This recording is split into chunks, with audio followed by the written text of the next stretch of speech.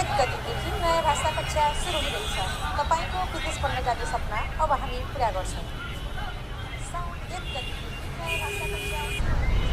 तपाईँको विदेश पढ्न जाने सपना अब हामी पुरा गर्छौँ।